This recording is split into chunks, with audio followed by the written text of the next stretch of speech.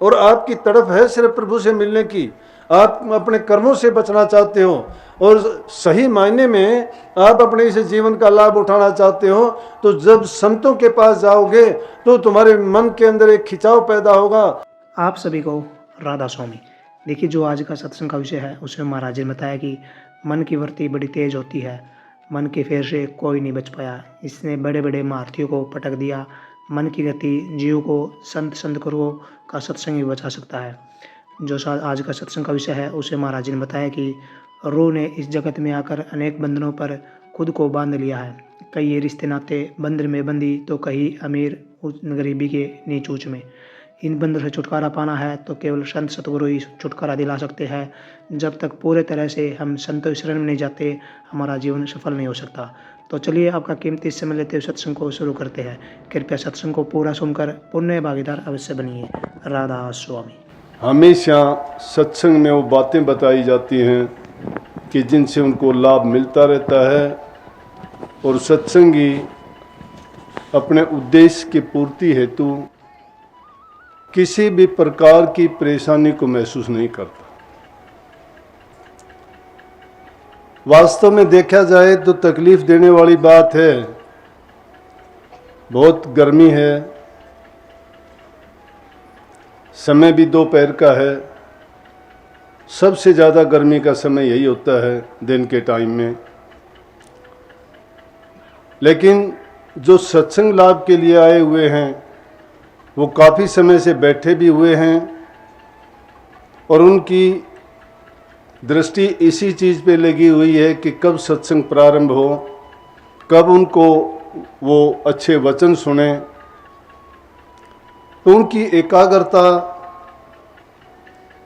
ये समय सारा का सारा जो इस इंतज़ार में गुजरता है, ऐसा चिंतन करते हुए, सुमन करते हुए, या मन में जो भी उठने वाले विचार हैं वो सिर्फ सत्संग, सतगुरु और वचन के सिवाय दूसरे नहीं हैं।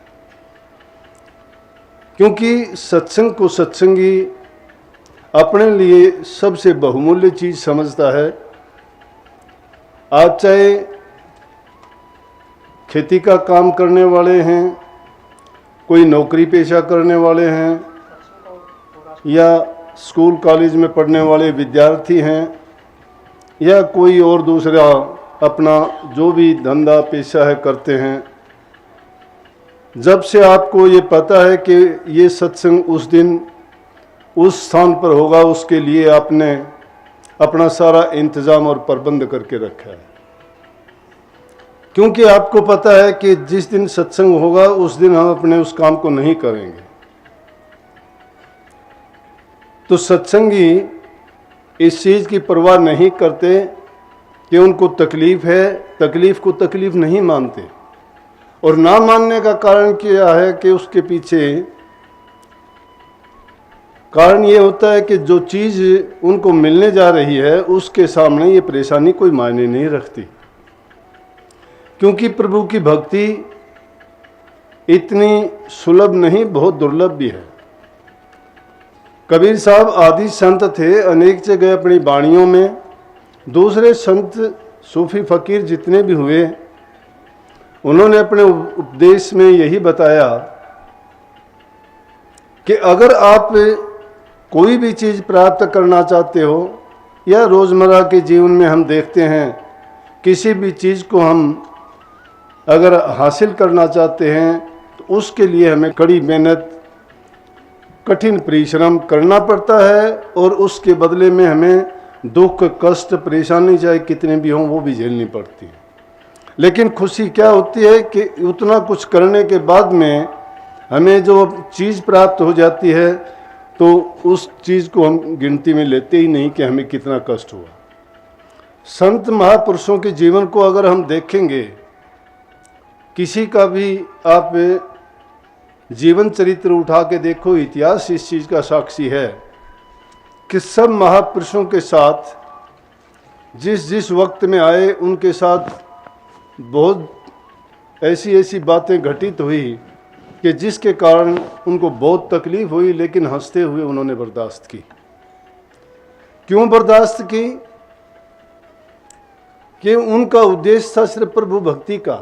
इस वाणी में तो कबीर साहब ने कहीं भंवरे का दे दिया, कहीं चकोर का दे दिया, कहीं सेवक का उदाहरण दिया। उन्होंने ये बताया कि उस सत्संग की सार को जो समझ जाता है वो अपनी जान भी कुर्बान करने के लिए तैयार होता है, क्योंकि ये चीज़ कोई मायने नहीं रखती। इस संसार में ये जीव आता है, जाता है, जन्म लेता है, मरता है, कष्ट भोगता है, अपने कर्म का जो भी वजन है उसको उठाए फिरता है, एक जन्म से दूसरे जन्म में ढोता है। लेकिन संतों की शरण में जब ये जीव चला जाता है तो वो उसके कर्म का इसी जीवन में लेखा नमेड़ देते हैं, उसका कर्म का कागज फाड़ देते हैं। आगे वो सिलसिला जारी नहीं रहता। लेकिन संसार में रहते हुए जो इस माया और काल के देश में जितने भी कर्म किए जाते हैं वो सब के सब हमारे मन के माध्यम से इंद्रियों के सुख के लिए और शरीर के लिए किए जाते हैं। और जीव को ये भ्रम पड़ा हुआ है कि वो सिर्फ ये जीवन जीने के लिए, ये दुनियादारी के खुशियाँ आनंद हैं, ये हमारे भोगने के लिए। लेकिन जो भोग हैं उनको वो समझता नहीं है, वो ये जानता नहीं है कि यही कर्म तेरा पीछा करते हैं और उन्हीं कर्मों को तू फिर किए जा रहा है। प्रारब्ध के कारण हमारा ये जीवन है, उसके कारण ये हमारे कर्म हैं। हर जीव के साथ उसका कर्म बंधा हुआ है, और जो अपने कर्म की गठड़ी को मनुष्य जीवन के प्राप्त करके अगर वो प्रभु की भक्ति नहीं करता, उस कर्म को नहीं नमेड़ता, तो फिर संसार का फिर वो मुसाफिर बना ही रहता है, बार बार आता है जाता है। तो संतों ने उस जीवन के लेखे को नमेड़ने के लिए ही संसारी जीवों को ये उपदेश दिया है कि अपने जीवन को अच्छी प्रकार से ठीक ढंग से जीते हुए, ईमानदारी से, सच्चाई से, किसी को कष्ट ना दे के धर्म के मार्ग पर चलते हुए। क्योंकि सुमरण भी अगर आप करते हो, भक्ति के रास्ते पर चलते हो, तो उसके 4 अवस्थाएं ऐसी हैं जिनमें से हमको गुजरना ही पड़ता है। पहली शरीयत की है। शरीयत क्या है? किसी धर्म के नियम के मर्यादाओं के मुताबिक चलना। अगर हम उसके मुताबिक नहीं चलते हैं, उनकी मर्यादाओं का पालन नहीं करते हैं, तो फिर आगे बढ़ने का तो मतलब ही नहीं है।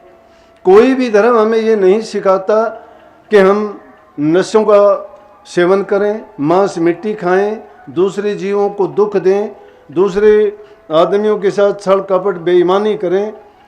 तो ऐसा अगर करते हैं तो ऐसा करने से ही वो जो कर्म है वो हमारे बढ़ते चले जाते हैं। इसीलिए एक जगह पे फरमाया है, वो कहते हैं कि जो अपने कर्म की गठड़ी को सिर से उतार के फेंक देगा, उसको फिर जगात किस चीज़ की देनी पड़ेगी। ये जब हम अपना कर्म है उसको अभी उतार देना चाहते हैं और यहीं पे उतार के फेंक देंगे, तो हमें भी उसकी कर्म की जगात नहीं देनी पड़ेगी। नहीं तो ये जीव जब संसार छोड़ के जाता है तो हर एक को अपने कर्म का कर्जा चुकाने के लिए इसको पेश किया जाता है और कहा जाता है कि जो जो कर्म किए हैं उसके अनुसार इसको आगे का जीवन दिया जाए। इसीलिए देखते हैं हम रोज़ाना कितने जीवों की क्या हालत होती है। चोला उसको चाहे कोई भी मिला होता है, लेकिन दुख सुख उसको इतने भोगने पड़ते हैं। अच्छे कर्म करने वाला सुख से आराम से जीता है, और बुरे कर्म करने वालों को ऐसा ऐसा यातनाएं मिलती हैं, दुख मिलते हैं। अकारण ही उनके साथ क्या क्या घटनाएं होती हैं। फिर वो शिकायत करता है कि मेरे कुछ ना करने के कारण भी मुझे ये दुख क्यों भोगने पड़ते हैं। लेकिन उसको ये नहीं पता है कि पीछे के जो मेरे कर्म हैं, जो मैं अपने साथ लेके आया हूँ प्रारब्ध कर्म को, उससे बचाने वाला कोई तरीका नहीं है। अगर उनसे बचना चाहते हो तो संतों की शरण में और सत्संग में ही वो बात महापुरुष बहुत सादे ढंग से उनका बयान कर देते हैं। तो भागी जीव होते हैं वो तो उस ज्ञान का संचय करके उनके बताए हुए रास्ते पे चल के अपने जीवन को सुधार लेते हैं, अपने कर्मों का जो लेखा है उसको मिटा लेते हैं। जो मूर्ख हैं, समझते नहीं हैं और ये जानते हैं कि मेरा जीवन मुझे अपने आप जीने के लिए मिला है, चाहे मैं कैसा भी करूं, कुछ भी करूं, अगर मैं नहीं करूंगा तो फिर ये जीवन क्यों मिला है। लेकिन इसके साथ एक सत्य जो लगी हुई है वो है मृत्यु। जिससे ये जीव हमेशा डरता है। ये सोचता है कि सारा संसार मर जाए लेकिन मैं नहीं मरूं, और उस मरने के लिए इसको बार बार मरना पड़ता है, रोज रोज मरता है। कभी बीमार होता है, कभी कोई दुर्घटना होती है, कभी कोई चिंता होती है, तो यही सोचता है कि मैं मर जाऊंगा, कि मेरे साथ ये ना हो जाए। और उस टाइम पर जब थोड़े समय के लिए एक सच्चाई की बात जो हमारे अंतर से आत्मा से निकलती है, वो क्या होती है कि हम उस समय पर अपने इष्ट को, परमात्मा को, गुरु को, या जो भी हमारी मान्यता है उसको याद करके कहते हैं कि अब या इस बार मुझे सिर्फ बचाओ, आगे मैं ऐसा काम कभी नहीं करूंगा या नहीं होने दूंगा, आप मेरी रक्षा करो। फिर तो याद दिलाता है कि आपने बड़े बड़ों की मदद की है, दुखियों को आपने सहारा दिया है, आप मेरी भी मदद करो, मुझे बचाओ, और मैं भी आगे के लिए ये प्रण करूंगा कि आपको हमेशा याद रखूंगा, आपकी भक्ति करूंगा। लेकिन जब वो वक्त गुजर जाता है, फिर उसके ऊपर ये भूल पड़ी हुई है जीव के पीछे, कि जब दुख आता है तो ये थोड़ा समझता है, दुख बीत जाता है, फिर ये भूल जाता है। क्यों?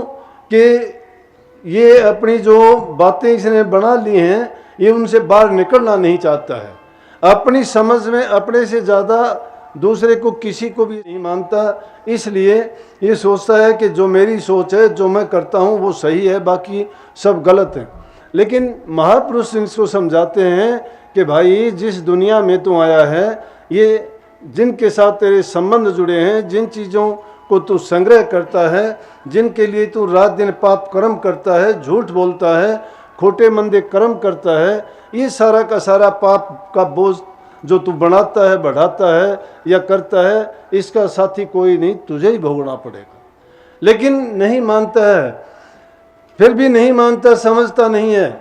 जब इसके साथ घटित होती है वो बात, फिर इसको याद तो आते हैं वो संतों के वचन, और थोड़े समय के लिए इसके मन में भी ये एक संकल्प उठता है कि आइंदा के लिए मैं ऐसा करूँगा, ज़रूर इन बातों को मानूंगा, ये मेरे सुधार के लिए हैं, मेरे कल्याण के लिए हैं, मेरे जीवन को संभालने के लिए हैं।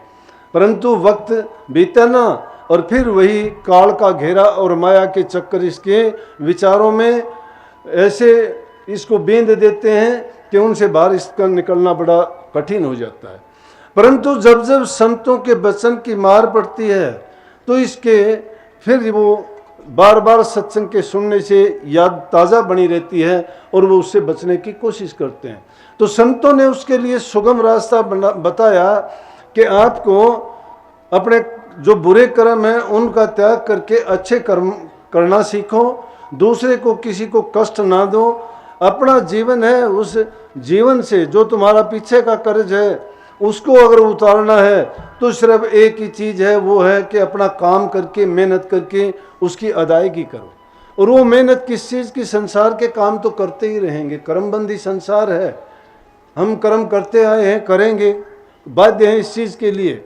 लेकिन जो कर्म हमें जन्म मरण से बचाता है, जो जन्म, एक जन्म से दूसरे जन्म में संचित कर्म हमारे साथ जुड़े चले आते हैं, वो उस नाम के द्वारा ही मिटाए जा सकते हैं। नाम है, गुरु की भक्ति कहो, प्रभु की भक्ति कहो। गुरु की भक्ति और प्रभु की भक्ति में अंतर नहीं है। पलटू साहब कहते हैं, संत और राम को एक कर जानिए, दूसरा भेद न तन काने। लाली जो छिपी है मेहंदी के पात में, दूध में घी विष भांज जाने। फूल में बास जो काठ में आग है, संत में राम इस भांज जाने। दास पलटू के संत में राम में संति सत्य माने। राम और संत में अंतर नहीं, राम के दर्शन संतों के माए। राम को हमने कभी नहीं देखा, लेकिन संतों को हमने देखा है।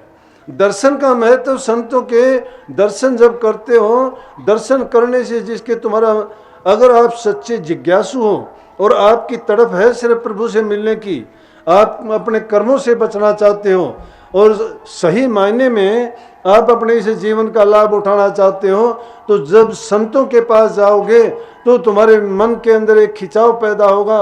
संतों के वचन, संतों के दर्शन, संतों से तुम्हारा प्यार का संबंध ऐसा जुड़ जाएगा कि अटूट रिश्ता बन जाएगा, कभी छोड़ने को दिल नहीं करेगा। सत्संग को पूरा सुनने के लिए आपका बहुत बहुत धन्यवाद।